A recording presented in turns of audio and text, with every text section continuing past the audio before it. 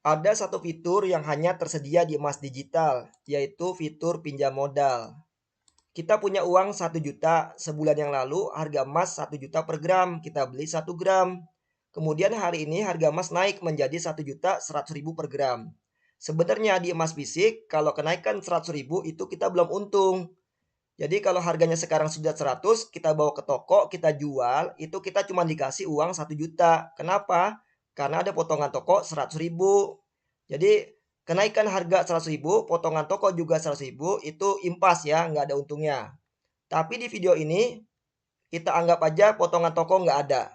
Belinya 1 juta, kita jual 1.100.000, ada keuntungan 100.000.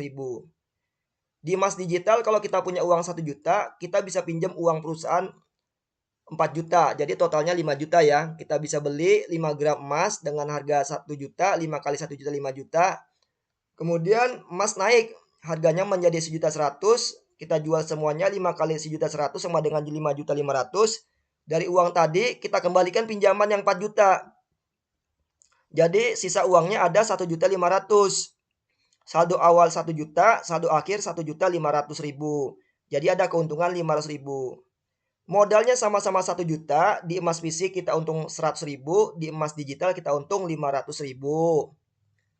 Itu kan kalau naik, kalau turun bagaimana? Nah, ini kalau turun ya. Kita belinya 1 juta per gram, kemudian hari ini ternyata harganya turun menjadi 900.000 per gram. Karena kita lagi butuh duit, lagi urgent, mau nggak mau kita jual. Jadi belinya 1 juta, kita jual 900.000, ada kerugian 100.000. Kalau di emas digital, uang kita 1 juta, kita pinjaman ada 4 juta, jadi kita bisa beli 5 gram ya.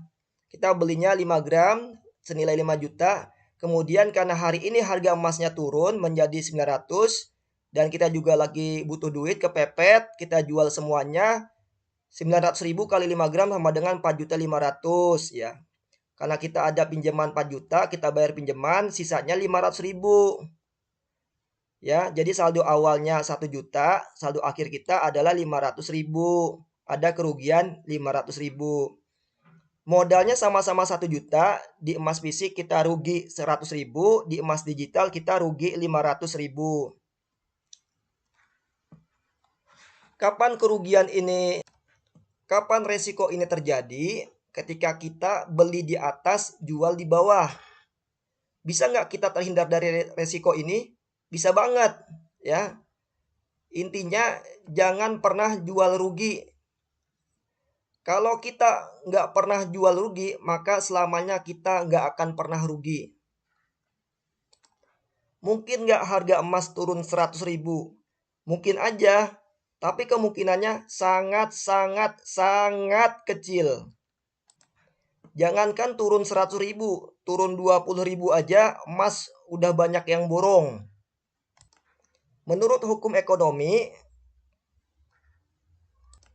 kalau permintaan lebih banyak dari penawaran, maka harganya akan naik.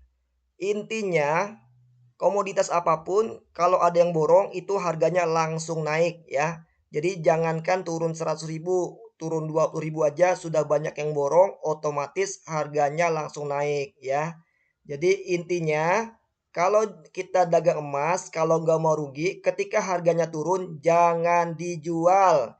Disimpan aja, tunggu nanti kalau harganya naik, baru dijual.